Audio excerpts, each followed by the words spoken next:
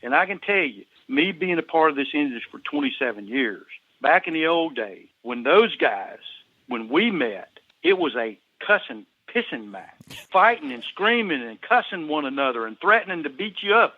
It was physical sometimes, okay? Because we were all about holding each other accountable. And I think that's what we understand, how valuable that is in holding each other accountable and working together to make products safe. Big Buck Registry's Deer Hunting Podcast, episode number 220. John Locke, the TMA sticker on my tree stand. Please support our sponsors as they make this show possible. Today's show is sponsored by Black Ash Outdoor Products. Reduce your risk of tree stand suspension trauma with a Treestand Wingman, the Treestand Emergency Descender System. The Enforcer. Take control of your odor footprint with your personal ozone generator. Covert Scouting Cameras. Remote cameras for hunting, wildlife, and security. The Horny Buck Seed Company. It's all about the freshest seed. Morse's Sporting Goods. A full line of sporting goods without the sales tax. And Big Buck merch for only $19.99. You can get a cool, high-quality Big Buck t-shirt and show support for this podcast by visiting www.bigbuckregistry.com/MERCH.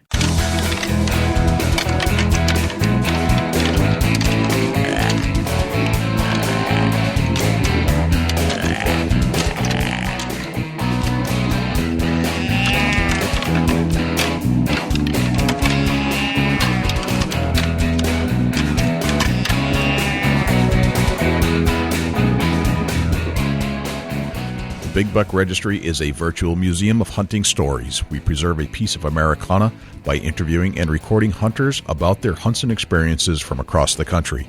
And who knows, maybe we'll learn a thing or two along the way that'll help us take our hunt to the next level. Hey, this is Adam Hayes from Team 200 and themoonguide.com, and you're about to push play on one of my favorite podcasts, the Big Buck Registry. This is Art Helen from Art Helen Outdoors, Dodgeville, Wisconsin. Get ready to listen to another amazing interview, the Big Buck Registry Deer Hunting Podcast. Hi, this is Ben Rising with Whitetail Edge. Sit tight because you're about to listen to the best podcast that you possibly can listen to, the Big Buck Registry Deer Hunting Podcast. Hello, ladies and gentlemen and fellow predators. My name is Jay, and thank you for tuning in to the Big Buck Registry's Deer Hunting Podcast. For Dusty Phillips and Jim Keller and the entire staff here at the Big Buck Registry, welcome to this week's show. There are a couple things I'd like you to do for us if you could. If you would, please check us out on iTunes, subscribe, and leave us a review. With your help, we're going to try and push this show up the iTunes charts. I know we have a lot of listeners out there, and I need you to take some action.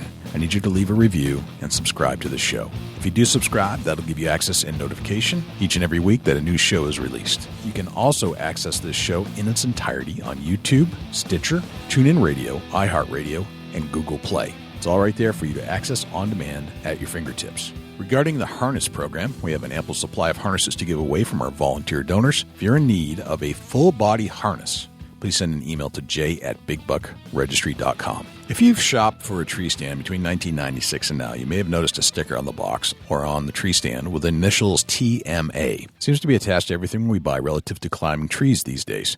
But what the heck does it mean?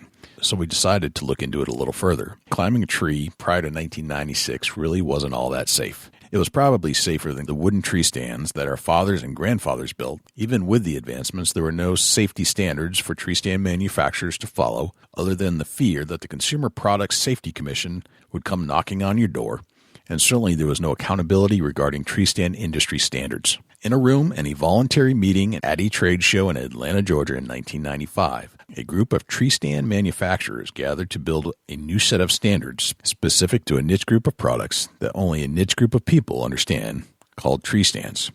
In the beginning, it wasn't as smooth as you might think, but it certainly changed the industry forever, made it safer, and ultimately made it more enjoyable and effective for the hunter. And that TMA sticker, it means a heck of a lot more than meets the eye. So we reached out to John Locke.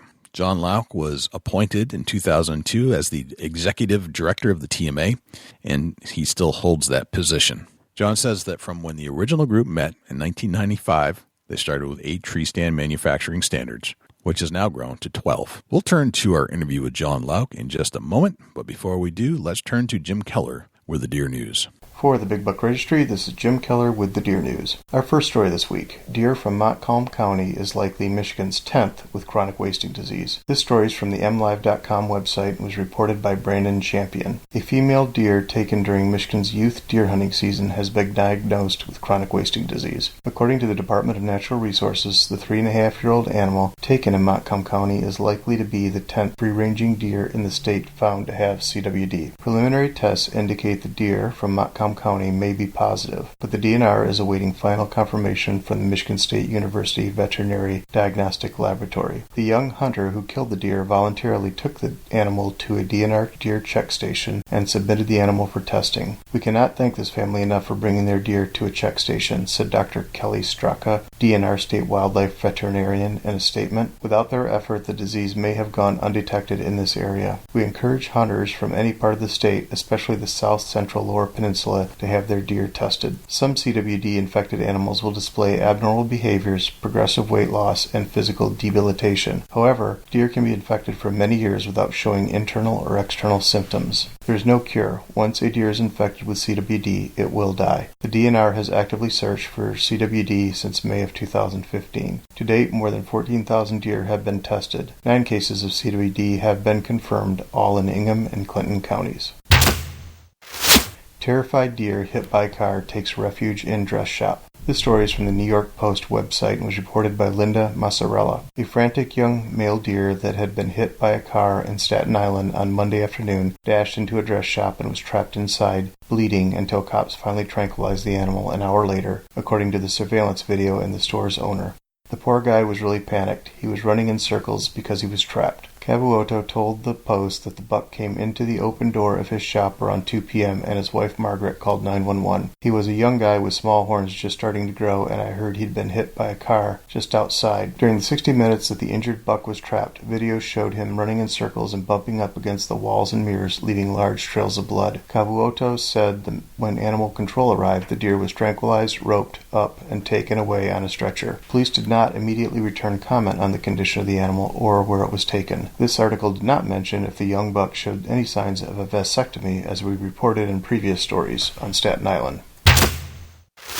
Rabid deer attacks man, hooking his face with antlers. This story is from the U.S. News and World Report website. A man says he was attacked by a rabid deer in upstate New York, and it nearly stabbed him in the eye with its antlers. 34-year-old Tony Remillard of Troy was in his backyard Tuesday when the 10-point buck jumped his fence and attacked him. The Albany Union-Times reports the encounter left Remillard with a black eye and a facial gash that required 8 stitches to close. Remillard says he's grateful the blow from the deer's antlers wasn't higher, as it would have punctured his eye. Remillard says he was able to escape when a neighbor drove up. The deer also ran off and was later found dead by the State Department of Environmental and Conservation officer. A DEC spokesman says the deer carcass tested positive for rabies. Rabid deer confirmed in North Carolina. This story is from Wide Open Spaces website and was reported by Jake Vandelar. Deer in North Carolina have managed to contract rabies. The Wildlife Resource Commission has confirmed a deer in Cherokee. The disease is very rare in deer. We're not certain how it was contracted, Commission spokeswoman Fairleigh Milam said. It's possible that it might have been eating a pile of corn and was bitten by a rabid raccoon. Rabies has to be contracted by saliva, but we don't know for sure. The Wildlife Commission has received multiple reports of deer dying, unable to stand, fearless of humans, and losing coordination. Deer afflicted with rabies, epizootic hemorrhagic disease, or chronic wasting disease can exhibit all of these symptoms. Biologists sent tissue samples from several afflicted deer for lab testing. The Southeastern Cooperative Wildlife Disease Study tested and confirmed the rabies. That concludes this week's edition of the Big Buck Registry's Deer News. For links to the stories featured this week, please check our show notes at www.bigbuckregistry.com. If you have any ideas for future topics or have questions about any of these topics, please email me at jim@bigbuckregistry.com. For the Big Buck Registry, this is Jim Keller with the Deer News. Thanks to Jim Keller with the Deer News. Without further ado, here is John Locke. John Locke, welcome to the Big Buck Registry's Deer Hunting Podcast. How are you, my friend? Good, great. Glad to be with you. I'm psyched to hear, man. This topic today that we're going to discuss in detail has been a bit of a mystery, and I'd like some clarification. I'm sure there's a lot of people out there that recognize the TMA logo, or not even logo, just the sticker on a lot of the tree stands.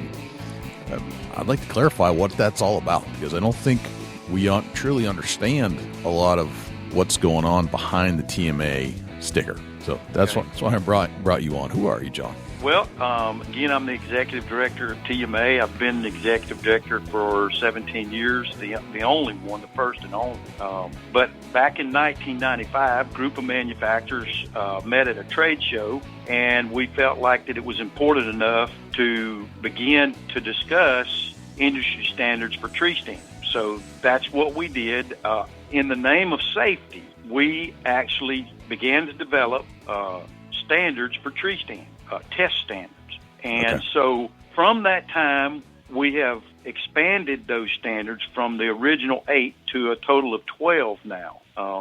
So over the years, members have developed performance standards for tree stands. That includes review of instructions, warning labels, safety devices like harnesses, videos, all the standards, and of course there are test standards for the different types of tree stands. Okay. But the one thing that I think is misunderstood most is what TMA's role in that testing process is. Right. We don't actually do testing. We have never tested tree stands. I'm a single employee. I work out of my home. So the members, the manufacturers, agree when they become members that they're going to have their product tested by a third-party independent testing firm. And we do that because it's important for the manufacturer to have privacy. If there's a failure, we don't even know about it. Okay, the third-party testing firm communicates with that manufacturer, and they make the changes that are necessary because of the test. Okay. If they pass the test, the physical test, they also have to do an instruction review, warnings review, quality assurance review. All of that is included in our standards.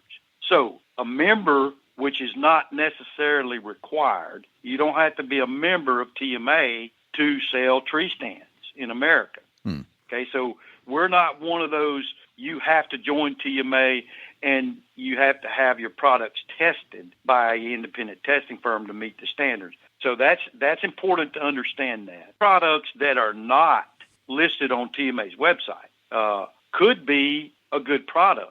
It doesn't mean that it's unsafe. What it does mean, though, to the consumer, if it's not listed on TMA's website, more than likely they probably do not include a harness. They might not include the specific warnings and instructions, the best practices that we follow as an industry. So that's kind of some of the differences in the manufacturers that are members of TMA and those that are not members of TMA.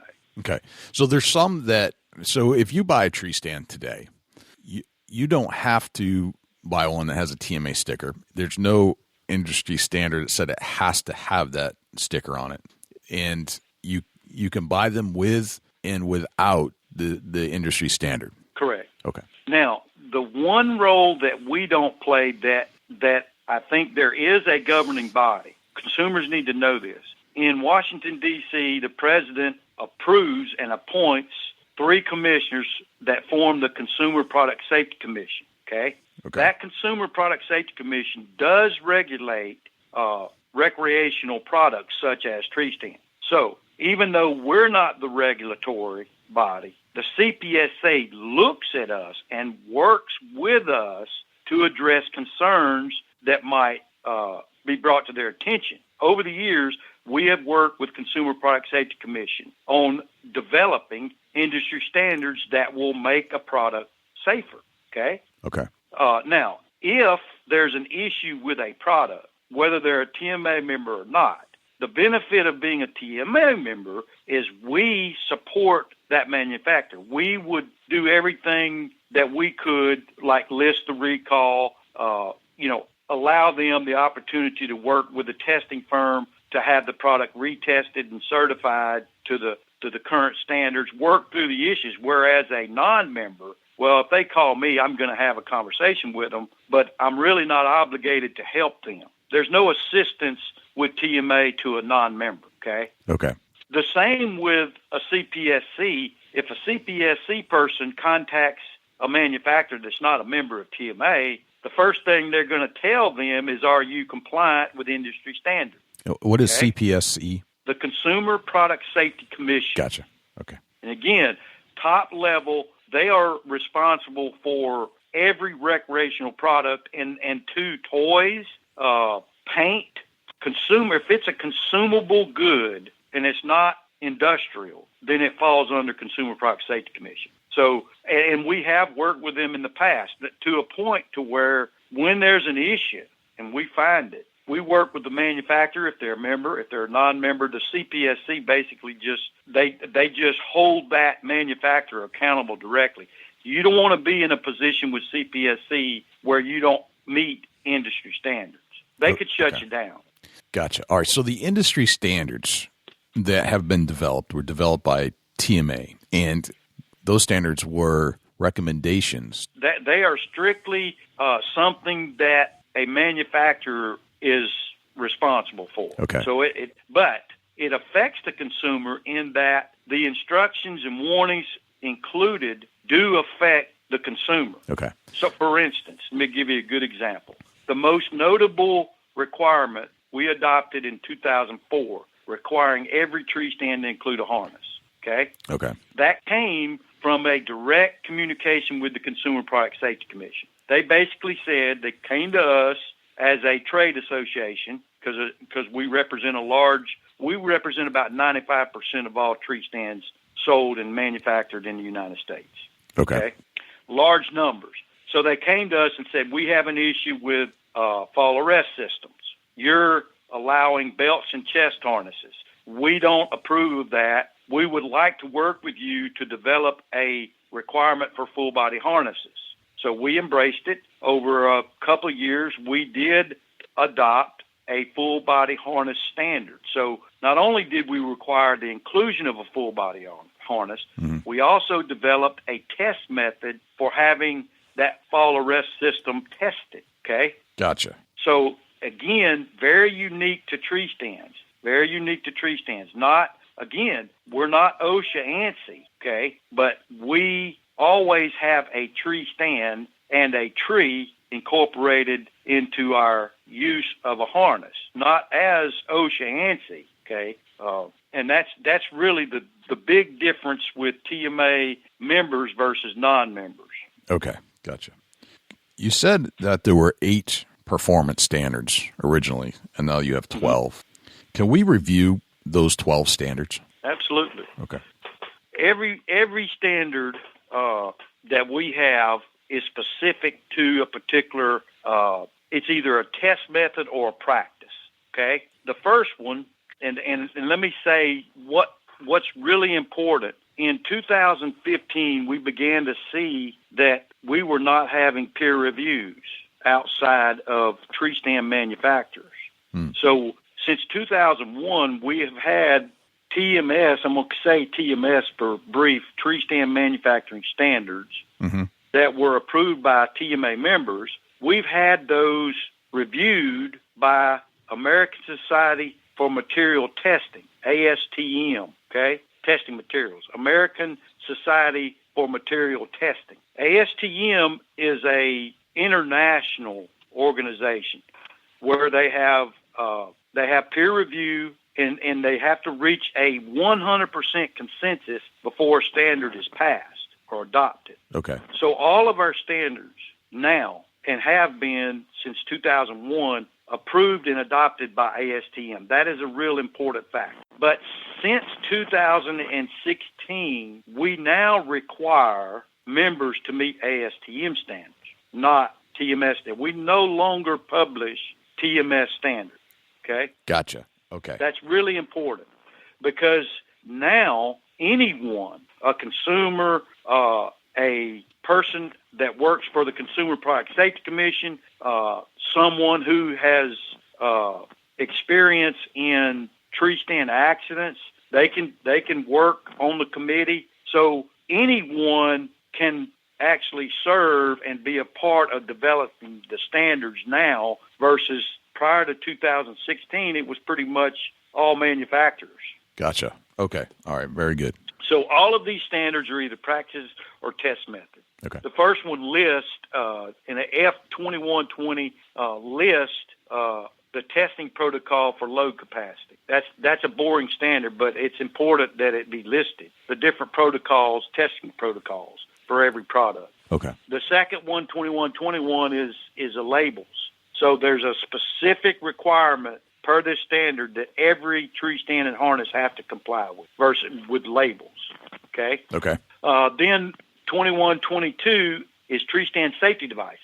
For instance, it lists that with every tree stand you have to include a full body harness. More specifically, it states that with fixed position stands you have to have a harness that includes a lineman's belt. Okay. So it's those kind of things. It requires, for instance, with a climber, that you have a connector, okay, with a full-body harness. It's another good example. That standard requires that the full-body harness include a suspension relief device, okay? It's very specific. Gotcha.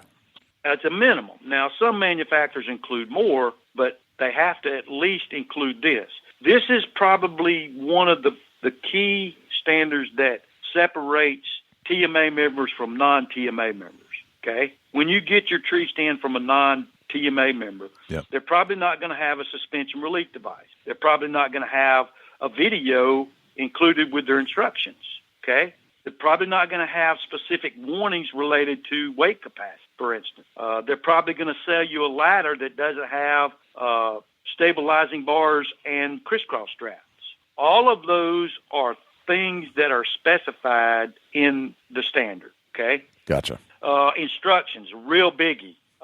That's 2123. All best practices, everything that we teach in education is covered in 2123. That's why it's important for the consumer. This is where we touch the consumer. When a manufacturer has an instruction manual that's 20 pages long, it's intentional because we want to teach the consumer. We require the manufacturer to include specific best practices to promote safety. That's really an important part of the whole entire safe use model. Is reading instructions. Okay, so that's really important. And then another one is 2124, where it starts getting into testing the load capacity. How important it is to actually, when a manufacturer establishes a rated load, the test is performed based on what the manufacturer set. So TMA, or the standard, doesn't tell a manufacturer what their rated load is. They set it, and then the third-party testing firm tests according to what that rated load is. Some of the tests are done at 1 times, some at 2 times the safety factor, some at 1.5 times. The seat is tested 1.5 times. The platform is tested twice the rated load. Now, repetitive load, that's specified here too. It's all based on the weight capacity that the manufacturer sets. TMA doesn't set that, okay? The standard does not set that. Okay. So we also have a test for static stability and adherence, okay? Really important, obviously, for a climber, ladder, fixed position, and climbing aids or stick ladders. They have to be able to be stable and adhere to the tree, okay? Right.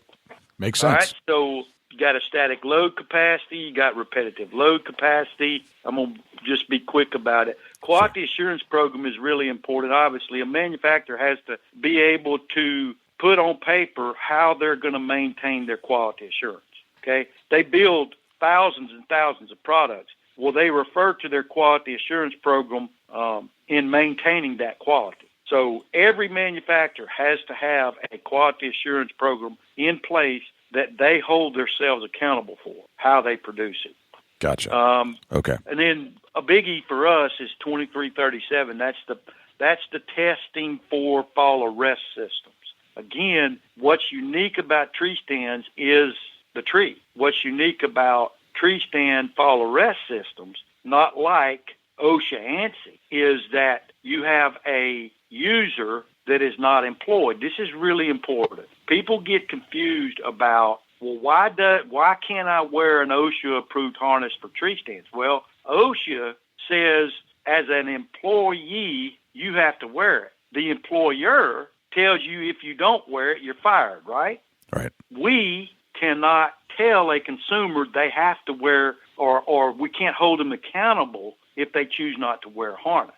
So that's why we have established the requirement for every tree stand sold to include a full body harness for tree stand. And so this particular test confirms that it meets the standard for use for tree stand. It includes a suspension relief device. It includes what we call a maximum rest force test, where the limit of the distance of fall has to maintain a certain shock load on the body. People don't understand when we require a harness to be installed at eye level or above, no slack when seated. Yep. What that does is that reduces the distance they will fall. Why is that important? Well, with a tree stand, if you're hunting along in a remote area, you got to be able to get back in that stand, right? Right.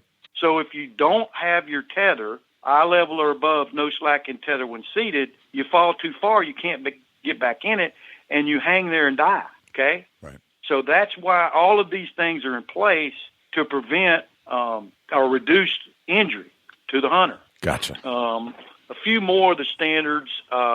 We test the standard for seats. We have a standard for seats. Mm-hmm. And the latest was actually published in 2016 is a specification standard, which actually encompasses all of the standards.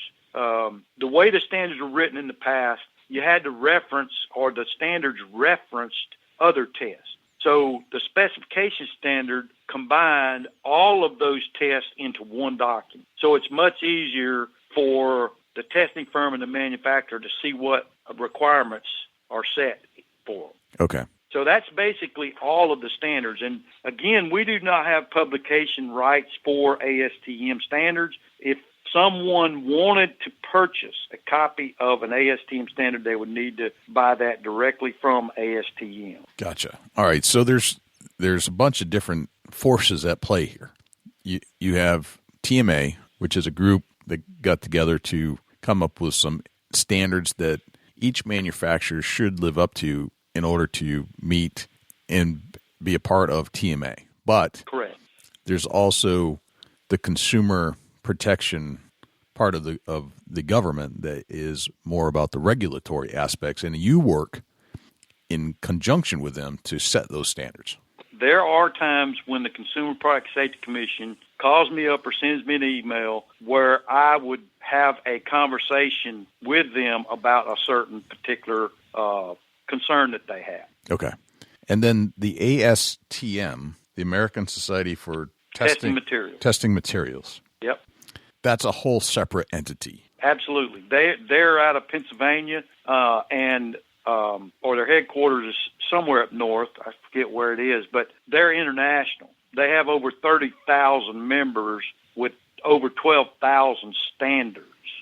So it's significantly broader than just the tree stand manufacturers. Okay. And are they government-based, or are they independent and they give recommendations to government? They're independent. However, the CPSC does not recognize trade association standards.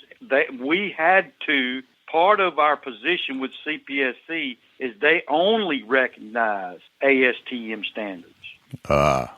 So, again, one of the motivations we had back in 2001 to get our standards approved through ASTM was that CPSC does not recognize industry standards unless they went through that peer review through the ASTM.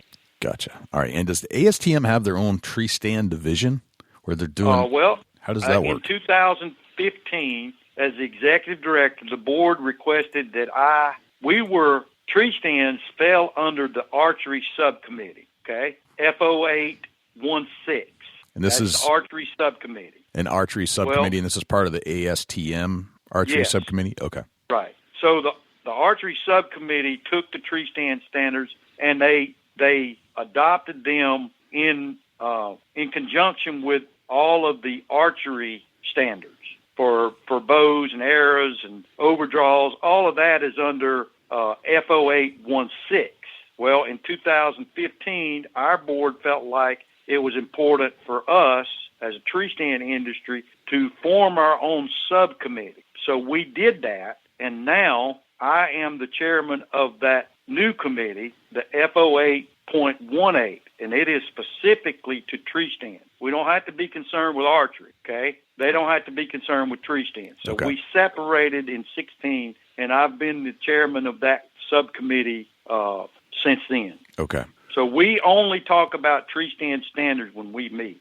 Gotcha. All right. So you're not only, it's quite complex, really, if you break it down, in a sense. Yet what you're attempting to do is to make the industry safer. Absolutely. The TMA is sounds like it's a collaboration of manufacturers trying to set standards and recommendations to the ASTM through committees, subcommittees, so that the Consumer Products Safety Commission can, in turn, regulate recommendations that come through the ASTM. Correct. That's the circle. Yes.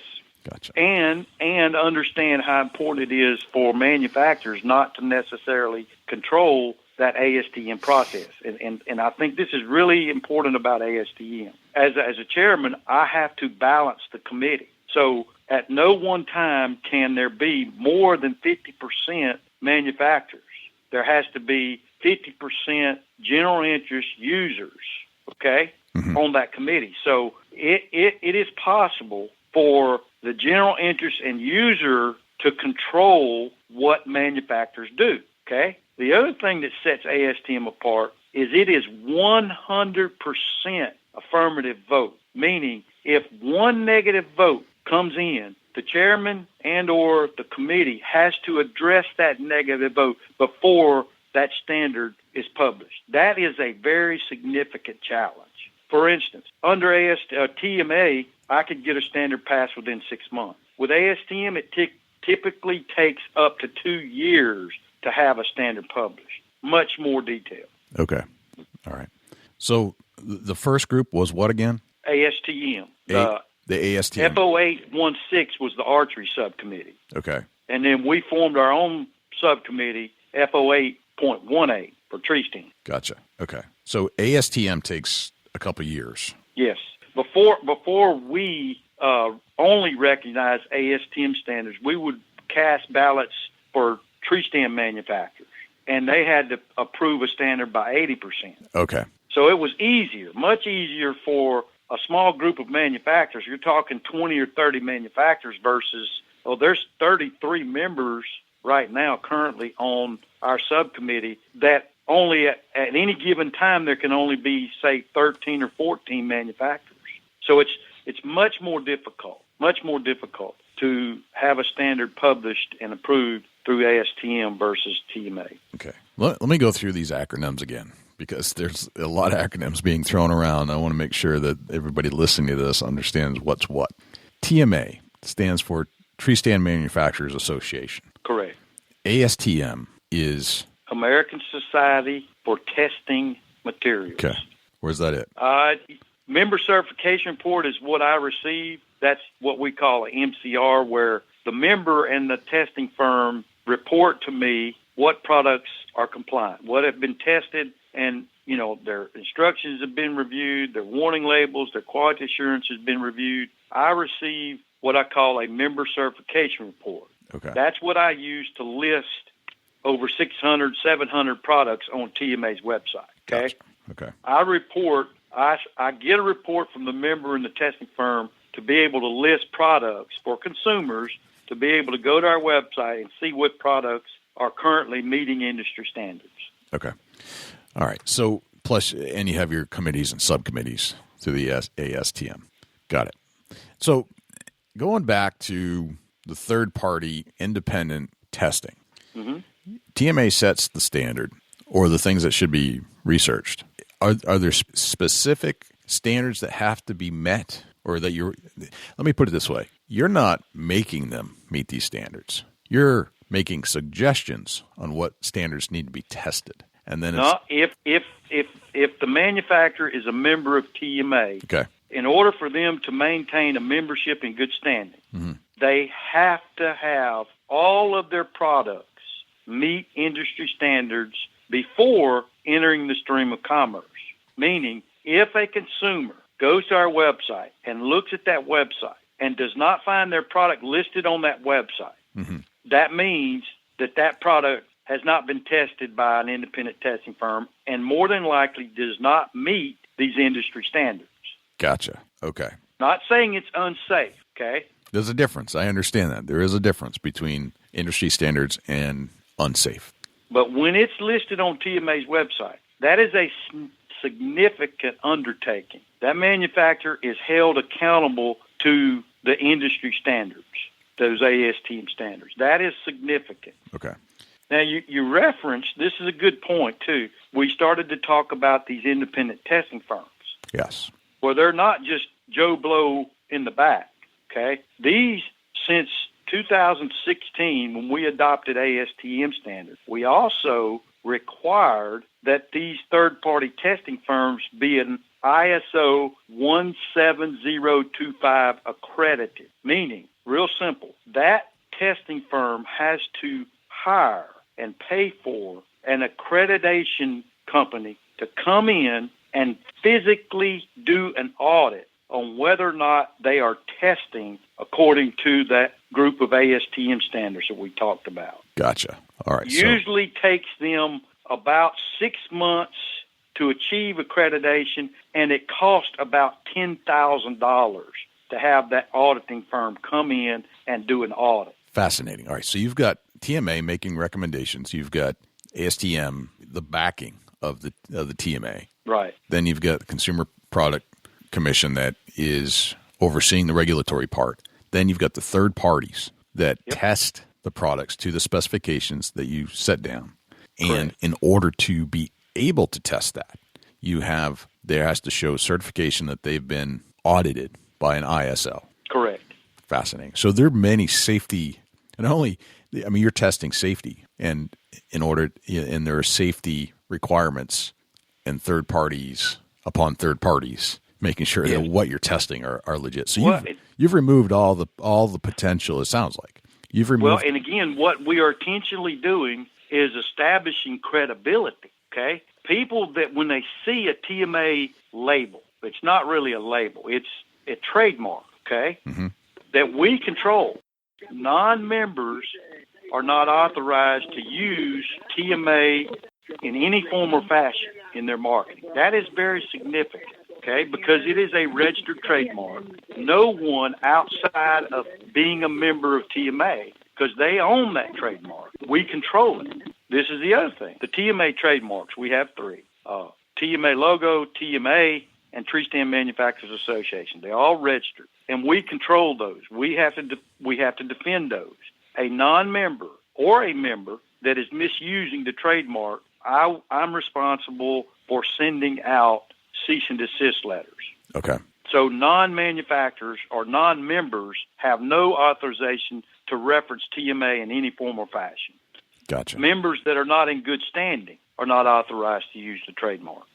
So in order to use your trademark, there are many layers of safety protocol that are behind TMA, and that logo, that sticker, that notification.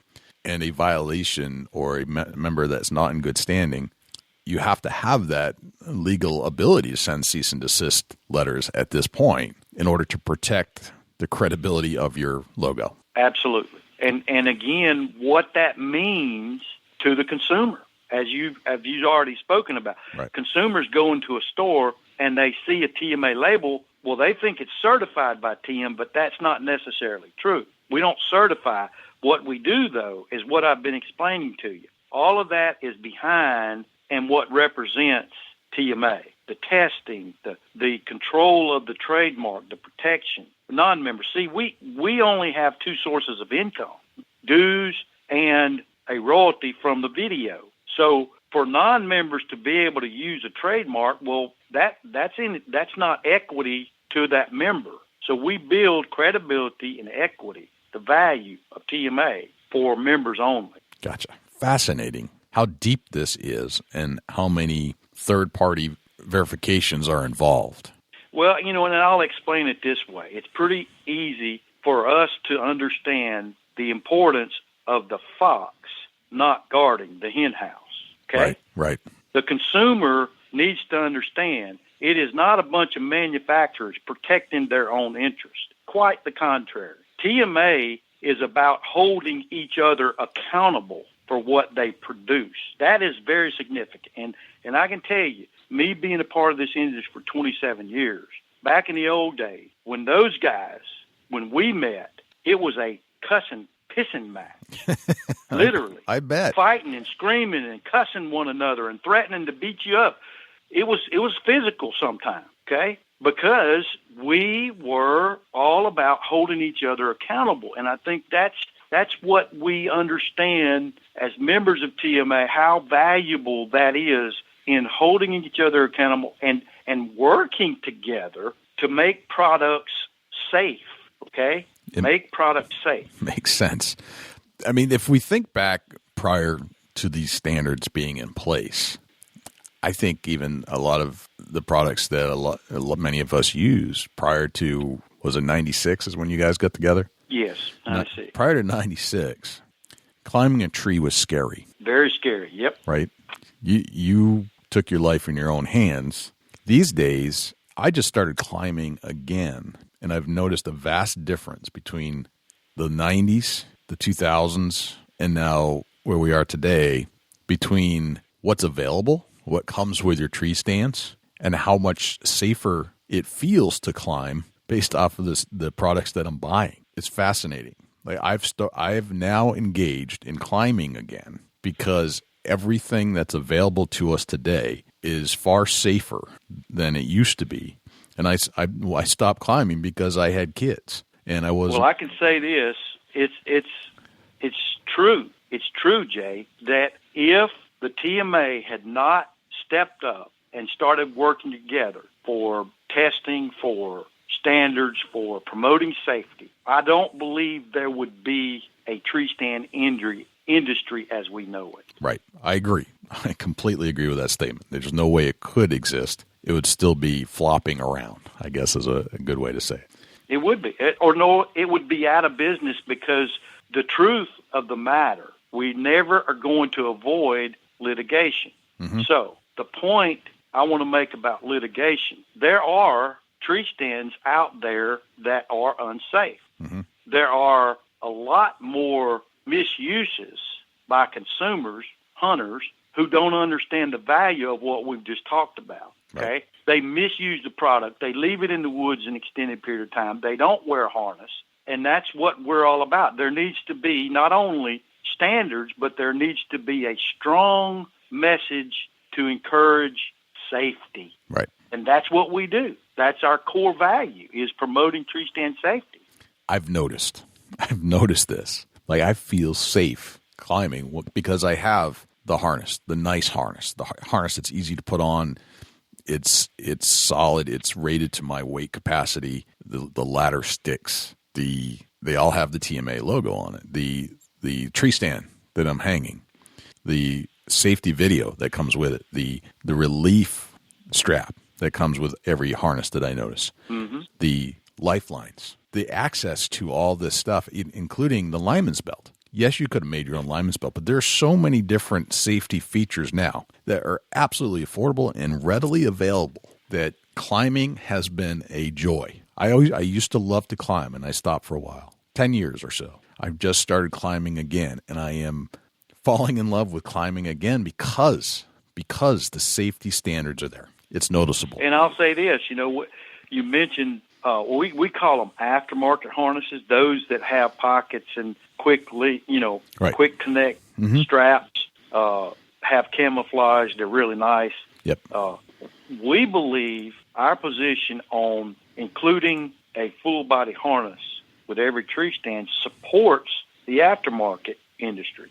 Right. Because if you get that OEM harness, we call them OEM harnesses, the ones that come with your tree stand, you're going to quickly recognize how inconvenient it is. Yes. But it's much more difficult to put on. It's confusing. Absolutely. But that aftermarket harness, we believe, and this is I have good friends in this industry that sell aftermarket harnesses, and they take offense when another manufacturer gets in the market. I don't, because I believe, my theory behind that, if a hunter spends money to buy a harness, more than likely they're going to justify wearing it and it being attached.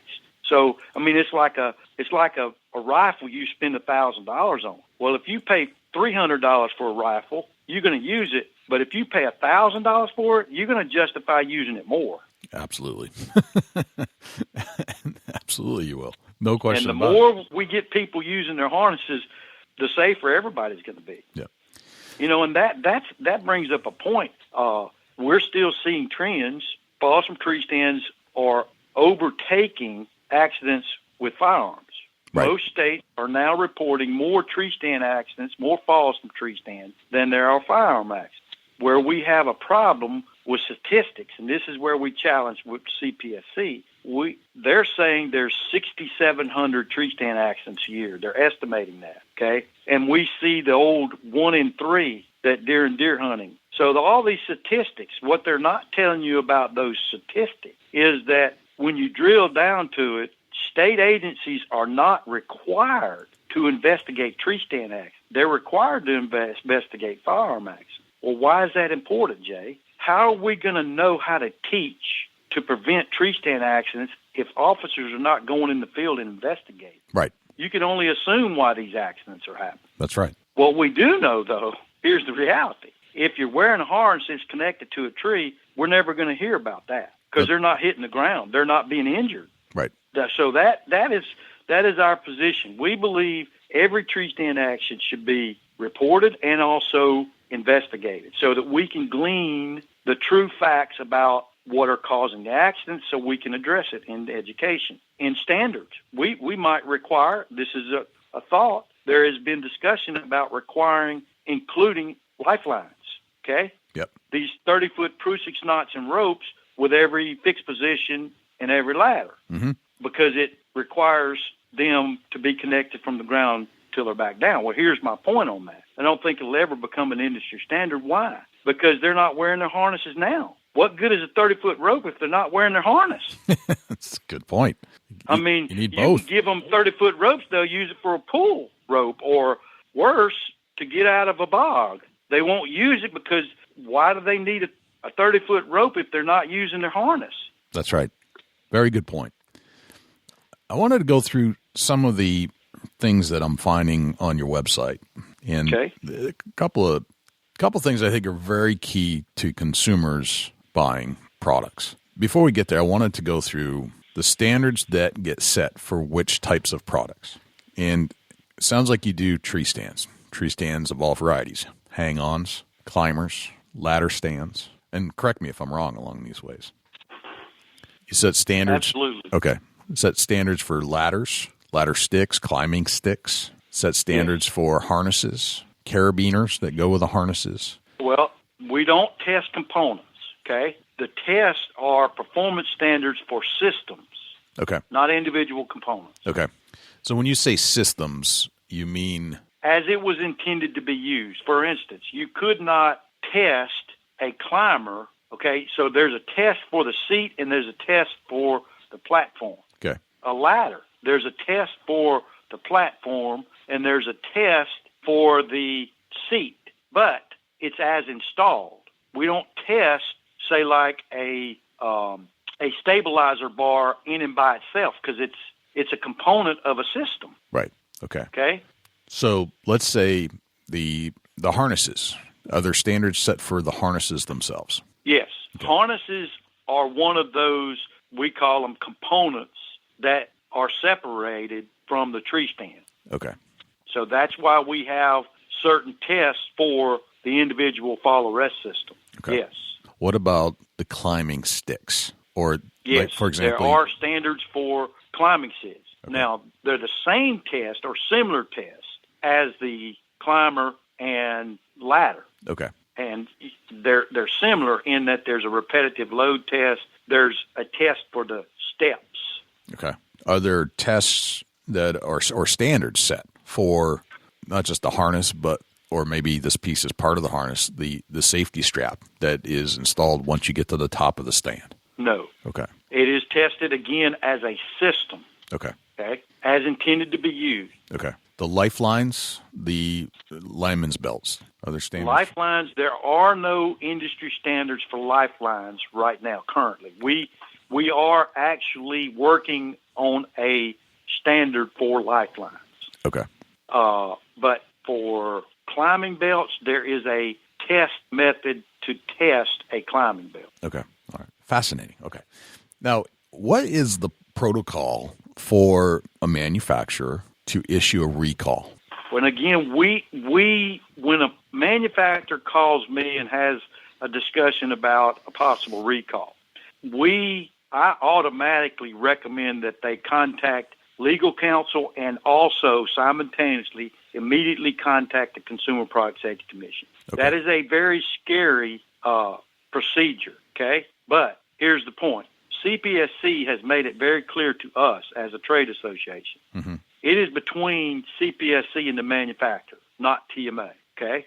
Okay. We're concerned. We would support the manufacturer by listing the recall. Right. But until there's an agreement between the manufacturer and the CPSC on what that recall needs to state, mm-hmm. we stay out of the way. Okay. So all the recalls you see on our website, mm-hmm. they're really only about 13, even though it encompasses 4 or 5 different companies with various products. There's only really 10 or so recalls. Right. And those recalls, if you click on one of those recalls on our website, it goes directly to the Consumer Product Safety Commission notice. Right. So unless the notice is published by the Consumer Product Safety Commission, we do not publish it on our website. That's really important. Gotcha. All right. So if it hits the Consumer Product Safety Commission, then you'll post it on your site. Correct. All right. And a lot of these recalls are old. Like they're old. And again, what I do is I remove those recalls on our website when a manufacturer tells me I'm supposed to. Okay. Unless they tell me it has been closed, I leave it up. Okay. It only benefits them. Okay. For instance, Strong Built. This is an interesting conversation. That brings up a point. I probably need to remove that Strong Built recall. Why? Okay. Strong Built is no longer a member of TMA. Aha. Neither is Gander Mountain. They went out of business, as you know. Right. So that right there, because they're no longer a member, it's not to our best interest to represent a non-member. Follow me? Totally. So that I need to remove that. That's a good example of something that I need to do today. Okay. Now, that recall is still out there, okay? But the consumer cannot go to TMA's website and see that recall. They would have to go to the Consumer Product Safety Commission website. Right. Still there, still published, but it's not going to be on TMA's website after the day. Okay. So it sounds like as a consumer, if I'm interested to figure out whether the tree stand I bought is part of a recall, you really need to check both places. You need to go to Absolutely. TMA and the Consumer Product Safety Commission to Correct. see if what you're buying is safe or not. Correct. Or even, I can't even say it's going to be safe if there's been a recall or not. Recall. And some of these products, they were very, very small, okay? And a majority of them are old, really, are old. Right. Yes, a lot of them are old, like dating back to 2 years ago. And some go even further back than that. Right. All right. Now, you have members that are part of the TMA. They're all listed at the bottom of your site. I don't know if they're more than what scroll. If you look at who we are under About TMA, mm-hmm. you'll see a complete list real time. Okay. That's a list: manufacturing class, professional services class, retail buyer class, and supporting members. Okay. So that gives you everybody that's involved in this product. As of today. All right. Now, the other thing as a consumer that I would be interested in, aside from going to the Consumer Product Safety Commission website to find out if what I bought has been recalled or not, is you mentioned that the products that have made it through a review process, which I assume is the review through the ASTM. Well, it's that third-party testing firm. Okay. The third-party testing firm has tested it based off of the standards that the manufacturer sets, if I'm not ASTM. ASTM, yep. Yep. So the manufacturer, the ASTM sets the standards, or the manufacturer sets what they need to test for? ASTM establishes the industry standards. Okay. And in turn, that manufacturer looks at the ASTM standards, much of which came from the TMA's recommendations. Right. And says, okay, here's our new stand. I need to put it through the process. I need it to test it to this standard. All applicable standards for that particular type of tree stand, it meets it. Okay. Then once, let's say it passes, or if it doesn't pass, either way, if it does pass, it gets listed as a product of your member on your website. Correct. And if it's not there, is it safe to assume that it has not passed through a third-party test yet? Absolutely. Okay. If a member chooses, I don't know why they would not choose to report a product that's been tested, okay? Mm-hmm. But they could. If it fails, okay, or, for instance, they withdrew it. Now, you could buy a tree stand that's not listed on TMA's website. That doesn't necessarily mean that it hadn't been tested. Okay. Okay?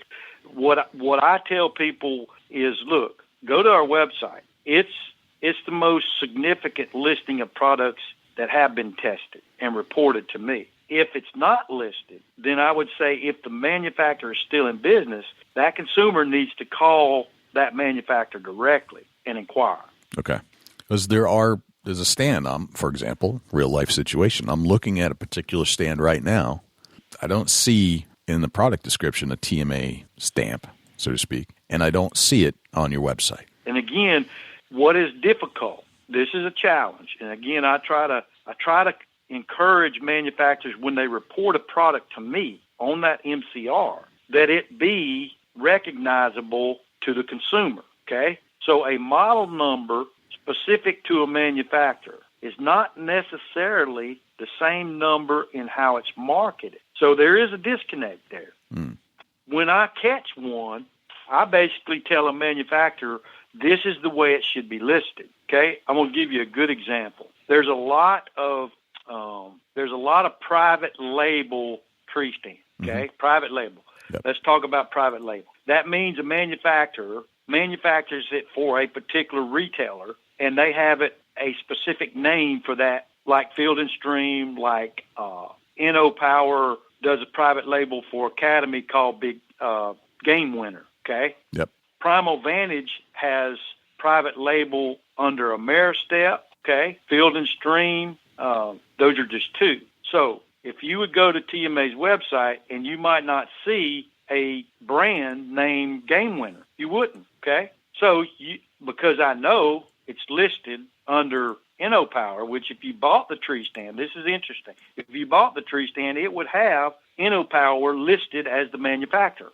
Okay? Right. So I would know to put Game Winner on TMA's website, and you would have to continue to look for Game Winner products on the TMA website to be able to see if it was listed. We've got to improve that, and I've had some conversations with these what we call private label manufacturers mm-hmm.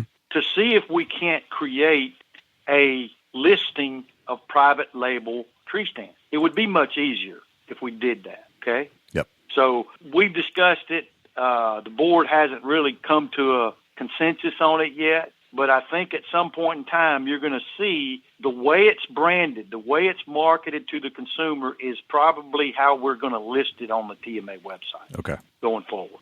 There are some Game Winner products listed under NO Power, okay? Because I've had this conversation with NO Power, I can list Game Winner. I've had this conversation with Academy, okay? They want their product to be distinguished on the TMA website. Academy wants their product, Game Winner, to be listed on the website. Right. Like, for example, if I go down and I choose a member, I'm looking for Gorilla in the list. Gorilla I see as a member, but I don't see any Gorilla listing in the choose a member category to pick from. All right, so here is their official corporation name. Okay. Is Free Reign, okay? Got it. Several years ago, they actually reorganized from Eastman Gorilla tree stands to Free Reign. Gotcha. So all of Gorilla Gear products, they don't sell tree stands anymore, but the Free Reign brand, or let's say the Gorilla Gear brand, is listed under Free Reign. Okay. There's a good example, okay? We should have a Gorilla Gear brand, okay? Yep. So the consumer could go to Free Ring. If I just put Gorilla Gear in parentheses, then the consumer would find those Gorilla Gear products. Gotcha. All right. So that clarifies that. Now, Yeah. there's another company on here. I won't mention who they are, but I can see that they're a part of the membership. I pull it down, and there are only 3 products there. Okay. But I know for certain that they are using the TMA label on their products that are being sold. Does that mean it just didn't make it to the site, or does that mean that it has? That would be first a phone call from me. Okay. Because our bylaws, here's where we hold our members accountable. Our bylaws clearly state, okay, that once you become a member of TMA, you're responsible for having all products reported to TMA within 12 months. If you are selling it, if you are releasing that product in the stream of commerce, as a TMA member, you have also agreed to have those products compliant and listed on TMA's website. Gotcha. All right. So you're holding a standard to say that if you're putting this sticker on this product, that you need to have it here listed on our site. And if it's not, that is an infraction of our bylaws. I would have a conversation with them by phone first.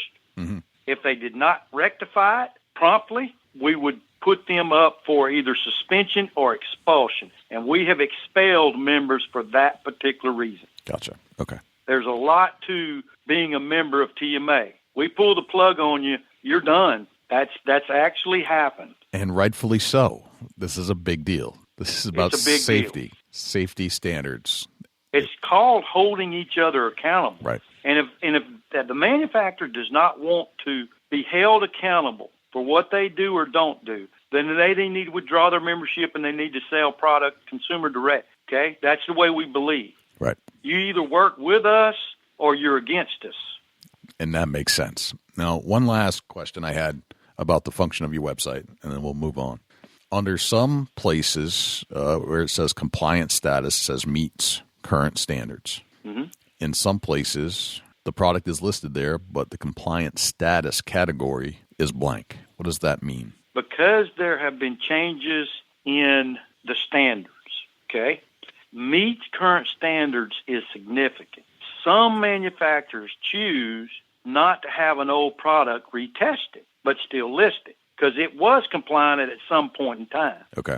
That's why we give that member that prerogative. They decide what they want to list on TMA's website or not, okay? Yep. But I could say there are fewer products listed, or let's just say that don't meet current standards versus those that do. Okay. But there could be. I'm looking for one of those. What manufacturer was that? That was under Millennium. Okay. They have a ladder stand, 2-person DLR, and a ladder from 2009 to 2010. So again, here's a particular situation where they have had a change in model number, probably a change in design, and they have not chose to retest an old product. More than likely, you cannot buy that particular model number right now. Okay. But they've not maintained their product list. It would be easy for someone from Millennium to send me an email listing the products they wanted to be removed because they no longer sell them. But they don't take the time to do that. So until I get a notice from the member, hey, I'm sorry, I'm going to list it. Right. And here that's significant, Jay, because we have what we call a watchdog program. It gets better. Every member understands that when a product is listed on TMA's website, it's also a part of a electronic selection called Watchdog. Every year, our board selects a group of products, and those products are tested. Well, if a product is listed on TMA's website, it's a part of that electronic selection. So instead of having 10 products, they got 20 products. Well, the chances are that they be selected with 20 products versus 10, that's the consequences of keeping products listed on TMA's website that are no longer being sold. We can't buy that product. Jay, what we do is we just substitute a product in place of that. Right. But that member, when they list the product on TMA's website, they understand that they're susceptible to watchdog selection. We're going through that right now. Okay. We have selected products, and they're being tested as we speak. Gotcha. And every year, believe it or not, there are some issues that we address through Watchdog every year. Have you ever had to send out cease and desist letters? Yes. Okay. More so recalls. Literally, a manufacturer chose under Watchdog in 2004, eventually went out of business because they had a harness that failed Watchdog. They did a recall. The next year they were selected again. It failed again. They refused to do a recall until they got the call from the Consumer Product Safety Commission. See, it was out of our hands then. Right. All we did was we selected a product and tested it, and there was dialogue between TMA and the member. But when it got to that level, CPSC took over. That's what put them out of business, literally. Gotcha. CPSC will put the hammer down on manufacturers. They do not tolerate products that don't meet industry standards. They don't tolerate. I would absolutely expect that to happen. They're like OSHA, okay? Definitely, right. They're just like OSHA. They will shut you down. It is interesting. It's a fascinating subject matter, and it's not talked about much about who's being held to what standards other than the sticker. But I think this is so important to get out to the general public to understand what that means. What does it mean when you buy a TMA stand? It means a lot. It means a lot. And there is, again, over 20 years of working together as an industry to accomplish the things we are. And I'll say this, we have lots of work to do still. There's, we talked about standards. Standards are live documents. They change every year. We add to them. We take away. We change the standards to meet the needs. A good example, we have research going on right now about whether or not our standard addresses these new tethers that are bungee. Well, the research that we've done shows that our standard doesn't necessarily address bungees. So we're going back, looking at it. I have a task group formed that actually now is looking at how we can revise our standard to address these new bungee-type tethers. Interesting. Yeah, well, there's 6 manufacturers actually manufacturing a harness that has a bungee-type tether. Okay. So it's another trend, not necessarily bad, but it's new technology. So that's what we have to do is we embrace new technology that manufacturers come up with, and we develop a standard specific for that new technology. Gotcha. Are there any pieces of technology that are out there that you think are industry standard or industry changers that will help people become safer in the tree other than what's out there now? I say there's at least 2 products that I'm real excited about. Okay. One is obviously the selling of what we call Treestand safety ropes. Lifelines is trademarked. Okay, so we as an industry are going to identify it as a Treestand safety rope. Okay. Yep. We believe that that's a game changer. Okay. Good to hear. Because it allows conveniently attaching to the tree from the time you leave the ground till you back down. It's really significant. Right. And it's funny you say that because I came to the same conclusion. I agree. All right. The second thing that I'm really excited about is new technology as it relates to addressing suspension trauma. Okay, that's something we've not talked about. Right. But these devices allow the user to safely descend to the ground. Mm-hmm. That's how they address suspension trauma. It lowers them to the ground. Now, there have been 5 or 6 products since 2009 that have been marketed and sold, but none of them are still in business. Really, I'm just telling you the truth. Right. Because the consumer hasn't really justified paying $400 for something in lieu of a harness. Okay? Right. But there is one that's being manufactured in Pennsylvania. Mm-hmm. It's called Black Ash Products. Met the owner, him and his wife, very much concerned about safety with tree stands. Mm-hmm. He developed this product. Wayne, I forget his last name, but anyway, this product is, I think, the best of every type that's been sold. It is a product that I would recommend using if you don't have the ability to recover or you hunt in remote areas. Mm-hmm. Okay? If you can't physically address suspension trauma, I tell people you need to hunt from the ground. Or another option, I think he's been in business since 2014, you could purchase a descending device that lowers you to the ground. The truth, Jay, is we have an associate that has investigated over 480 tree stand accidents. 480. There is not a recorded incident with a full body harness that resulted in a suspension trauma death. Really? Okay? That's right. That means that's a big statement right there. It's a big statement. But here's the point I'll make. There's not to say that there's not been deaths, but it's been misuse of the product. Mm-hmm. A good example, I won't use names, but there was an individual who hung in a harness. He got to a point where he couldn't get back in his stand, so he loosened the leg straps. Well, the harness rode up, and the chest strap choked him to death. Okay. Well, that was not due to the blood pooling in the leg, okay, suspension trauma. That was due to asphyxiation because the chest strap rose up and choked him to death. Other situations, there's been a total of 14 now, literally. Mm-hmm. But none of them are from a properly used full body harness. None of them. Okay. So, but that doesn't mean, again, I talked about CPSC. That means CPSC says you're going to address self-rescue.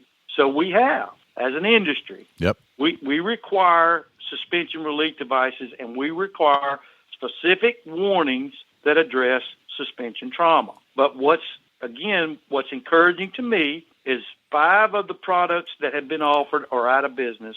This one product is still in business, and I believe it has merit. It truly does address suspension trauma like none other. It really is a good product. And for that guy who hunts in a remote area, yep, by himself, and he wears a harness, that's key. This suspension descending device is not going to help somebody who don't wear a harness. They got to be connected to the tree. Right, okay? Right. First and foremost, step one. First and foremost. It's not cheap, $120, but you can use it multiple times. It's not one shot, you're done. So it is a viable option for that person who truly does hunt remote by themselves. That is fascinating. Excellent. They're not members of TMA. We don't have a standard for descending devices currently. Mm-hmm. And I've encouraged Wayne to be a part of developing that standard. Now, if he's the only one selling it, does he really need to develop an industry standard for it? That's, again, his decision. Thus far, he's not joined TMA and provided me a draft of a standard. I encouraged him to when I met with him a couple of weeks ago. Right. But that doesn't mean he will. What are some of the, and just to finish up here, what are some of the key aspects of safety that people need to be aware of, just as a global bring-home message? Well, again, I really feel strongly about what I call the big 5, okay? Mm-hmm.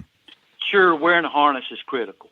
No question about it. It's probably the number one thing that a person can do to protect themselves from a fall, okay? But you can prevent a fall if you read your instructions, practice at ground level. That's 2. Read your instructions, practice at ground level, mm-hmm. wear your harness and be connected. A really important one is inspecting the tree stand and harness before each use. Really important. Okay. And then never hurry. A lot of the incidents we see are a result of people actually hurrying. Mm. So I call it the big 5. If you address those big 5, read, practice, wear, inspect, never hurry, you're going to essentially eliminate any fall from a tree stand. Any incident that you might have with a tree stand will be absolutely eliminated. Good recommendation there, the big 5. Excellent. And that's on our website, too. Okay. Speaking of websites, where can we find more information if we haven't covered it here today as a listener? Our website is a wealth of information. I mean, it talks about safety. We have the video links. We even have the discussions we have with the Consumer Product Safety Commission on it. Okay. Newsletters talks a little bit about what we do as far as education, what are current events that are going on within TMA, the trainings. We have a grant program for state agencies where we actually pay them to go teach tree stand safety and also tree stand accident investigation.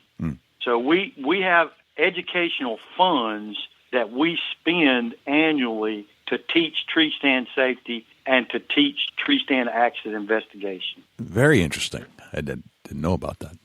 So what is the website, phone number, email, if we wanted to reach out from here? All right, it's www.tmastands.com. Okay, so tmastands.com. Okay. TMAstands.com gets you to our website. The phone number to speak to me is 601-584-7983. Okay. And you can reach me by email, info at tmastands.com. Very good.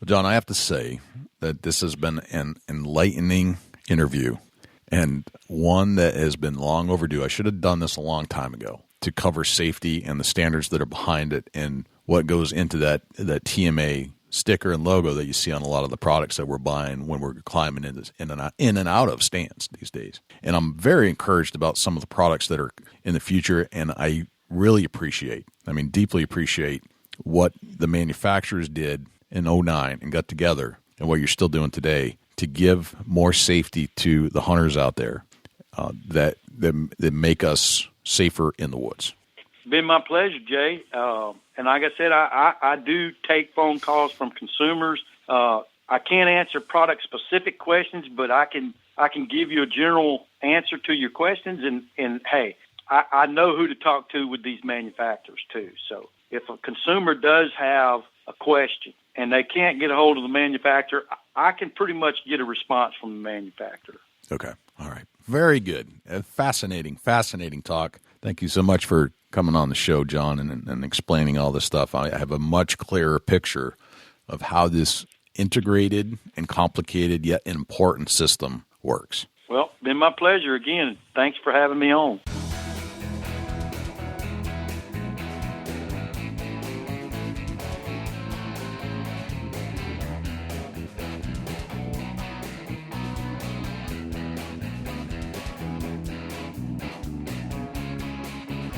Thank you to John Locke for joining us on the Big Buck Registry Deer Hunting Podcast. Absolutely fascinating how in-depth this stuff goes. And now you know what that sticker means. I mean, you see it on every tree stand. You see it on every tree stand box. You see it on lots and lots of different products that have to do with climbing trees as a hunter these days. And now you know. Now you know the rest of the story. Dusty, do we have a Chubby Tines tip of the week this week? Yeah, we do, Jay. The Chubby Tines tip of the week is sponsored by Morse's Sporting Goods. Firearms, used firearms, bows, used bows, located at 85 Kentucky Falls Road in Hillsborough, New Hampshire. Give Jim a call at 603-464-3444, morsessportinggoods.com. Your dollars go further in New Hampshire. There's no sales tax. Morse's Sporting Goods.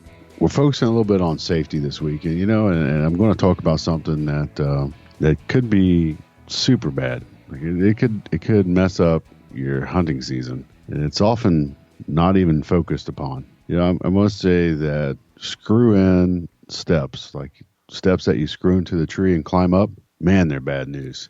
Why do you say that? When I say bad news, I'm saying that if you get up there and you slip and fall, maybe your safety harness will catch you. But it's think if you hook one of them metal steps into your guts. What's it going to do, Jay? It's going to rip it open. It's going to tear your guts out. Right. You fall and you got metal steps screwed into the tree 4 or 5 inches. You fall on that, it's going to rip right through your clothes and get in your skin and literally rip your guts out. Right. People, you got to be careful with screw-in steps. Yeah, I mean, if you think about the force that might be coming down upon one of those things, and it's basically a spike. It's like a knife sticking out the side of the tree with a blunt end, and it'll tear you up. For sure. Yep. Just be careful. If you're using screw-in steps, maybe get them on the backside of the tree in case something happens. But I tell you, if you ever fall and you got screw-in climbing steps, it's going to rip you up if you get hooked in them. Might want to consider something else. Yep. That's my Chubby Tines tip of the week, Jay. Great tip. We love safety tips on the show to keep all of our diehard deer hunting fans safe and able to hunt next year. Dusty, where can we find you when you're not hanging out here in the studios with me?